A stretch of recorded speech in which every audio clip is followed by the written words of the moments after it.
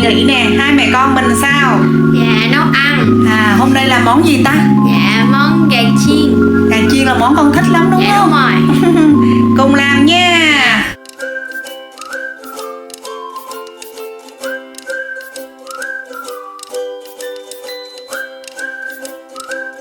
Một tuần bận rộn với công việc, những bộn bề không tên và guồng quay không ngưng nghỉ của cuộc sống Sài Gòn, có một điều bình dị nhưng quý giá luôn chờ đợi gia đình của mình, đó là bữa cơm gia đình vào ngày cuối tuần nè. Cuối tuần rồi về ăn cơm nhà nha. Giữa Sài Gòn vội vã, có một điều luôn khiến lòng mình dịu lại, đó là một mâm cơm đủ đầy, có người thân ngồi bên và tiếng cười vang qua từng món ăn ha. Dù cả tuần có bận rộn đến đâu, bữa cơm cuối tuần vẫn là dịp để mình được yêu lại gia đình theo cách giản dị nhất đó ha. Một món ăn mẹ hay nấu nè, một cái bánh đậm đà hương vị ký ức mà chồng thích, và những câu chuyện nhỏ bên mâm cơm khiến tim mình ấm áp hơn. Đôi khi hạnh phúc không cần đi xa, chỉ cần ngồi lại cùng nhau, ăn một bữa cơm tròn vị, nói những câu chuyện yêu thương. Cuối tuần này bạn hãy về ăn cơm nhà với gia đình của mình nha.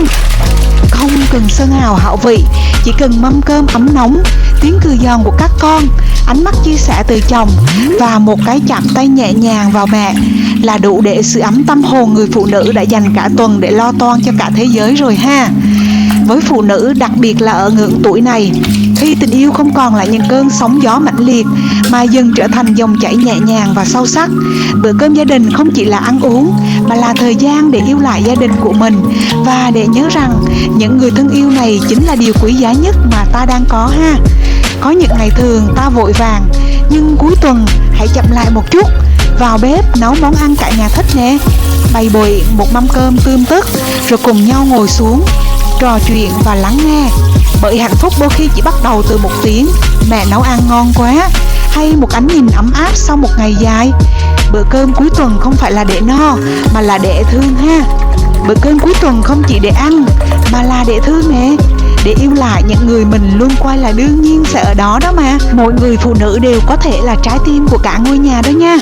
Chỉ cần ta giữ lại được một bữa cơm sum vầy ấm áp mỗi cuối tuần mà. Phụ nữ trưởng thành khi đã trải qua nhiều sự kiện, có đủ trải nghiệm thì luôn biết trân trọng những điều nhỏ bé ha. Qua video này, người phụ nữ là mình đây đã trải qua rất nhiều vai trò, làm vợ, làm mẹ và làm bếp trưởng của gia đình nhỏ sống ở Sài Gòn. Mong muốn chia sẻ câu chuyện nhỏ của gia đình mình nè.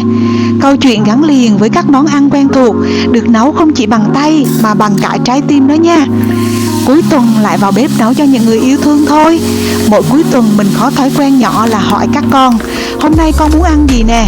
Câu trả lời thường không khác là mấy: mẹ làm cánh gà chiên như lần sinh nhật con á. Con gái của mình nói như vậy. Rồi mình lại quay sang chồng, hỏi anh ăn gì? Chồng sẽ trả lời: bánh khọt nha vợ. Và thế là mình bắt đầu một ngày trong bếp với mùi thơm của gà chiên, tiếng chiên xèo xèo của gà, của bánh khọt, và niềm vui rất rộn ràng khi biết món ăn mình nấu mang theo rất là nhiều yêu thương ha. Hồi đó ha, con chừng 5 tuổi, mỗi lần được ăn gà chiên là cười toe toét. Còn ảnh, chồng của mình thì mê món bánh khọt lắm. Mình học được từ má và nói ăn nó là nhớ quê. Giờ con lớn, chồng thì bận, mình cũng bận. Các bữa ăn hàng ngày là những món ăn có thể nấu nhanh, chỉ có cuối tuần là bày vẽ, bày biện ra những món ăn khi nấu cầu kỳ hơn hay nấu cần thời gian lâu hơn ha. Mỗi bữa cơm như một lần được nhắc lại những điều thân quen, những thứ yêu được gửi vào từng món ăn nè. Mình nhận ra bữa cơm cuối tuần không chỉ là để ăn no mà là để yêu lại những ngày đầu biết làm vợ, làm mẹ nè. Yêu lại nụ cười của con khi thấy món ăn khoái khẩu, yêu lại ánh mắt đúng món anh thích nè từ người đàn ông vẫn gọi mình là vợ ơi. Bữa cơm gia đình nơi ký ức được hâm nóng, tình thân được vun đắp thêm và yêu thương được nêm nếm bằng chính bàn tay của mỗi thành viên trong gia đình mà ha. Cuối tuần này bạn sẽ nấu món gì để yêu lại gia đình của mình nè? Hôm nay ha, khi mình đang chuẩn bị bữa cơm thì con gái của mình vào bếp và nói: mẹ ơi, con phụ mẹ nấu ăn nha. Thế là mình và con gái cùng nhau nấu ăn. Bếp có chút bừa bộn hơn mọi ngày, bột rơi một ít trên mặt bếp, dầu thì bắn vài giọt ra nền ha. Nhưng lòng mình lại cảm thấy nó gọn gàng lạ thường luôn. Mình chợt nghĩ, dạy con nấu ăn không chỉ là dạy cách nêm nếm món ăn, mà là dạy con cách nêm nếm yêu thương cho những người mà mình yêu thương nha. Con học cách cẩn thận khi nấu ăn, là học sự tỉ mỉ trong chăm sóc người thân. Con hỏi sao mẹ cho ít muối vào món ăn này vậy? Là con bắt đầu học cách lắng nghe và thấu hiểu khẩu vị của người khác rồi. Khi con xếp từng cái chén ra bàn, con cũng đang học cách gửi tình yêu vào từng điều nhỏ nhặt. Sao vậy, con thấy nấu ăn có dễ không? Dạ dễ. Dễ đúng không? Cũng thú vị đấy đúng không? Dạ. Nhưng mà tùy món, có món dễ có món khó ha. Hôm nay làm món con vừa thích nè, và cũng nói chung cũng tương đối dễ nữa, nên con cảm thấy thích thú ha. Dạ. Bánh gà chiên ha, món cũ cách mới nè, có thêm vị yêu thương, mình nói đùa là như vậy đó. Có những món ăn lại trở nên quen đến mức chẳng cần nghĩ nhiều, như cánh gà chiên chẳng hạn, món mà gần như đứa trẻ nào cũng mê, người lớn nào cũng gắp thêm ha. Nhưng hôm nay mình muốn thổi một làn gió mới vào món quen đó, chỉ bằng một lớp trứng thôi nha. Cánh gà sau khi ướp gia vị được lăn qua lớp trứng vàng ươm rồi mới chiên giòn nè. Và kết quả là thế nào? Là một lớp áo vàng óng ánh, béo nhẹ, thơm hơn và giòn lâu hơn. Chỉ có một chút biến tấu nhỏ thôi mà cả nhà như phát hiện lại món ăn đã từng rất là quen, theo một cách ngon hơn và đậm đà hơn. Bánh khọt nhân tôm ha, hương vị món ăn quê dưới chân người xa xứ đó nha. Mình còn nhớ hoài những chiều quê tháng 4, khi nắng bắt đầu đổ lửa và tiếng ve râm ran khắp vườn. Vì ấy người phụ nữ nhỏ thó nhưng lúc nào cũng thoăn thoắt tay chân, lại nhóm lò chuẩn bị đổ bánh khọt ha. Xóm nhỏ như thơm lừng mùi nước cốt dừa, mùi bột gạo rang vàng, quyện với tôm tươi và ngon nha. Bánh khọt gì đổ thì không bao giờ cầu kỳ, nhưng lại là món khiến lũ cháu chăm nhau từng cái một nha. Bột được pha theo bí quyết riêng, dẻo nhưng không dính, và giòn rụm bên ngoài và bên trong lại mềm thơm. Nhưng là những con tôm rất là ngon lành. Thêm tí muối, tí hành cho dậy mùi rồi thả vào từng khuôn bánh nóng hổi. Vì còn chan lên chút nước mắm, thêm chút rau thơm. Đơn giản thôi nhưng trời ơi, ăn vào là nhớ mãi. Hồi đó lúc kinh tế còn khó khăn, bánh khọt không phải ngày nào cũng có.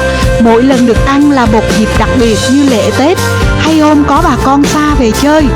Giờ thì lớn rồi, mỗi khi làm bánh khọt, mùi thơm bỗng kéo mình về những chiều quê, nơi có tiếng dì cười, có chiếc chảo gang cũ và có cả tuổi thơ nằm gọn trong một chiếc bánh tròn bé xíu nha.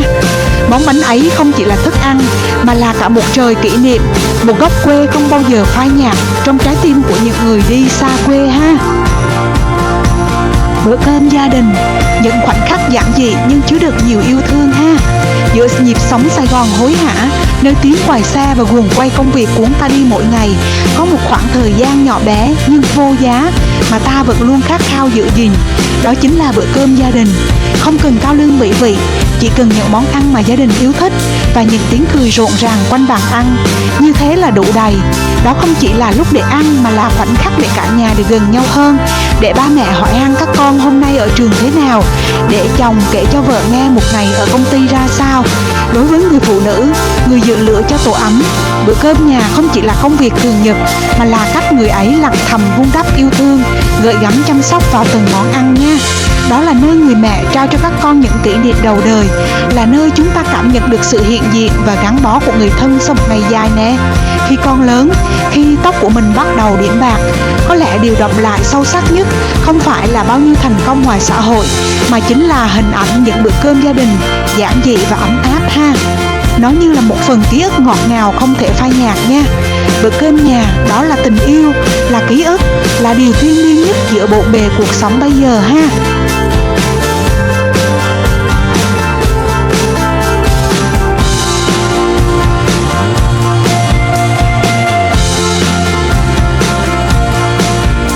Không cần nhà hàng sang trọng ha, cũng chẳng cần ánh nến lung linh, chỉ cần một bữa cơm gia đình ấm cúng, có vợ, có các con và có anh nè. Hôm nay là sinh nhật của anh, ba của các con, người mà tình yêu chẳng nằm trong lời nói hoa mỹ, mà gói trọn trong hành trình mỗi ngày kể xem quãng đường rất là dài để đưa các con đi học nha. Bữa cơm tối nay thì mỗi món ăn là một lời chúc, tuy nó giản dị nhưng là sâu lắng ha. Vợ nấu món anh thích nè, các con thì hân hoan chúc mừng sinh nhật của ba. Không khí ấm áp ấy, tiếng cười, ánh mắt lấp lánh niềm vui là món quà vô giá dành tặng cho người đàn ông này. Có những khoảnh khắc bình dị nhưng lại khiến ta chợt nhận ra hạnh phúc lớn nhất chính là được quây quần bên những người mình yêu thương. Và hôm nay sinh nhật của anh chính là một dịp để tất cả cùng cảm ơn, cùng yêu thêm hơn nữa. cùng giữ chặt nhau hơn nữa trong nhịp sống vội vã này ha.